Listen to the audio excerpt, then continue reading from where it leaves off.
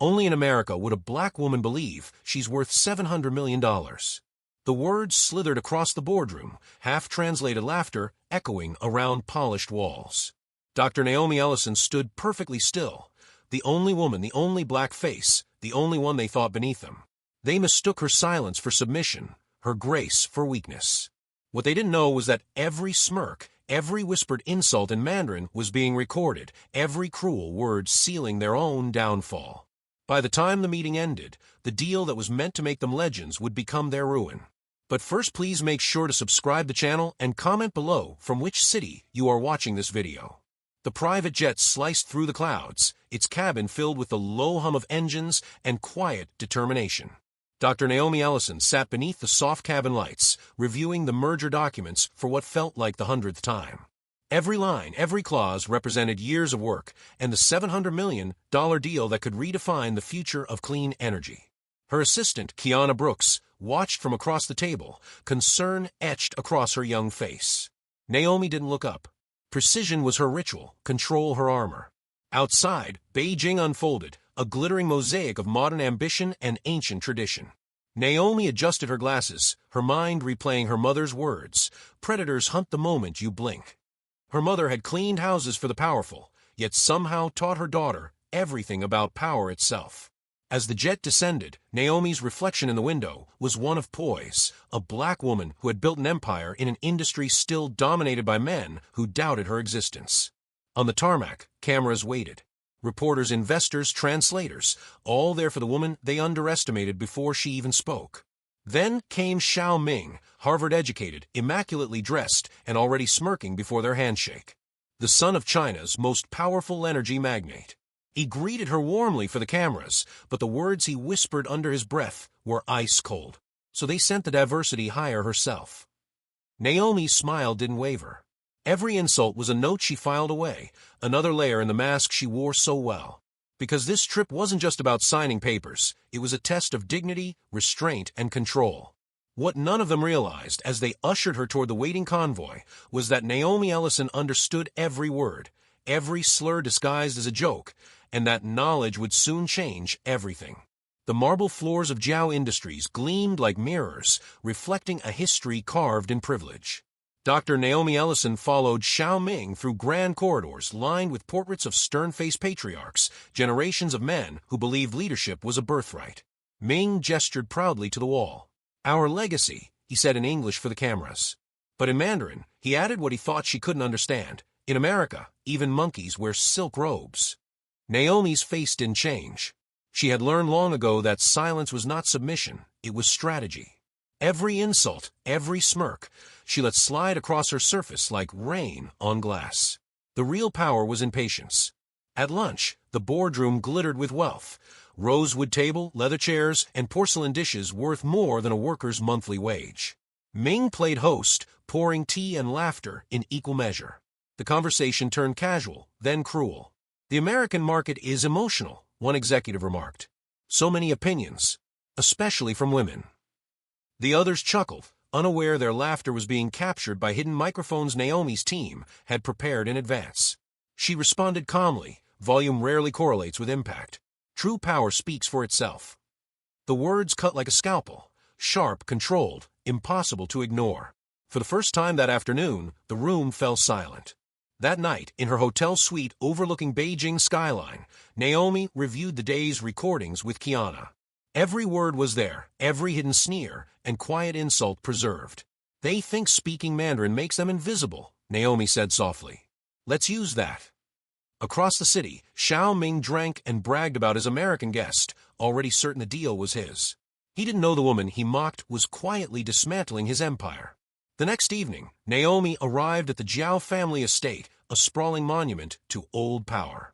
Chandeliers sparkled, silverware gleamed, and every guest played their part in the theater of civility. Naomi wore emerald silk, elegance without apology. She knew how these men measured worth, in appearances, in lineage, in who bowed first. She would give them none of it. Throughout dinner, Ming's restraint dissolved with every glass of wine. He asked where she studied, expecting an answer that fit his stereotypes. "MIT," she said simply. "Both degrees." His laugh was too loud, too dismissive. Diversity programs. The table erupted with nervous laughter. Naomi's gaze remained level. Merit-based admission, actually, she said evenly. Though I imagine that concept might be unfamiliar to some. The laughter died as quickly as it started. But Ming wasn't finished. He switched languages again, to Mandarin, believing himself untouchable. Hey, Nyo Yong Run, he sneered, the slur landing like venom. Black servant. The table trembled with ugly laughter. Naomi's steps toward the door were slow, deliberate. Her phone buzzed, a signal from Kiana confirming the recording was secure. The insult replayed in her mind, not as pain, but as clarity. She didn't need to shout. The moment of reckoning was already in motion.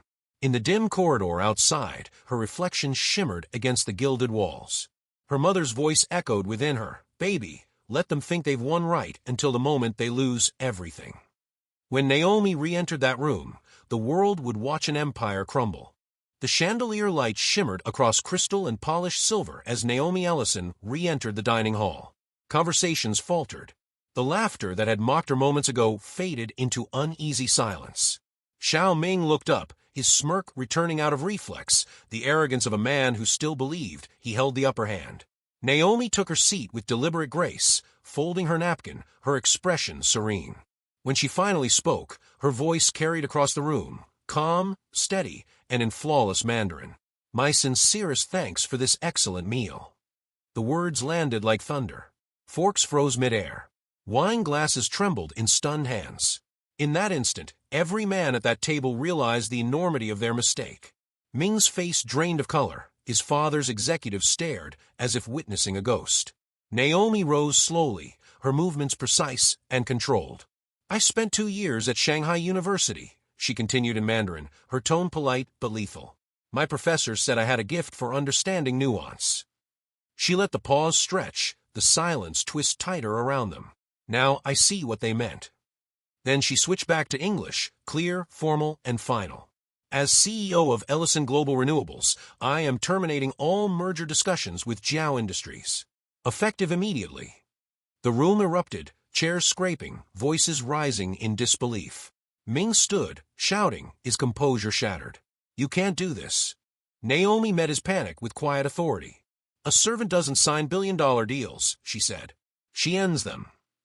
She turned toward the door, heels clicking against marble, like a countdown. Behind her, phones began to chime one after another. Notifications. Alerts. News flashes. Her team's press release was already live, complete with recordings of the dinner, translated and time-stamped for global audiences. Executives lunged for their devices, faces blanching as headlines filled their screens. Racist remarks derail $700 million energy merger. Naomi paused in the doorway and glanced back once, her voice a razor wrapped in silk. "Next time you insult someone," she said softly, "check their credentials first."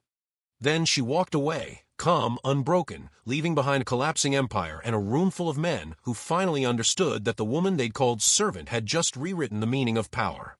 The limousine door closed behind Naomi Ellison with a soft, final click, the kind of sound that separates the past from everything after. Beijing's night air shimmered beyond the tinted glass as the car pulled away from the Jiao estate. Behind her, chaos bloomed, executives shouting, phones ringing, reputations crumbling. Ahead, Naomi's reflection stared back from the window, calm, composed, untouchable. Kiana sat beside her, phone buzzing nonstop. "It's everywhere," she said breathlessly. CNN, Bloomberg, BBC, the recording, the headlines, you're trending globally. Naomi gave the faintest smile. "Good. Let them talk." By dawn, the fallout was seismic. Jiao Industries' stock plunged 30% before markets even opened. Western investors froze assets, regulators launched inquiries, and international news anchors replayed Naomi's Mandarin speech on loop, each broadcast amplifying the quiet fury behind her composure. In less than 12 hours, she had done what countless protests and petitions never could. She made the world look, listen, and reckon. But victory for Naomi was never about vengeance. It was about visibility, proof that excellence could stand taller than prejudice, that silence could roar when wielded with precision. She didn't celebrate that morning. She simply returned to her suite, changed out of the emerald dress, and began working. Her company's future mattered more than her fame. When reporters later asked how it felt to destroy a $700 million deal, she answered without hesitation, "Some partnerships cost more than they're worth. Dignity isn't negotiable." In the weeks that followed, Ellison Global's reputation soared. Investors who once doubted her now called her a visionary. Young black women around the world watched her story unfold and saw a reflection of strength they'd rarely been allowed to imagine. Late one night, Naomi stood by her office window overlooking the city skyline, the lights shimmering like constellations of all the battles still to come. Her mother's voice echoed softly in her mind, "Baby, sometimes the best revenge is just walking away with your head high." Naomi exhaled slow and steady. Her empire was intact, her dignity unbroken. Her silence had spoken louder than any scream ever could. Then she whispered to her reflection, half promise, half prayer, "Let them laugh next time. I'll still be the one writing the contracts."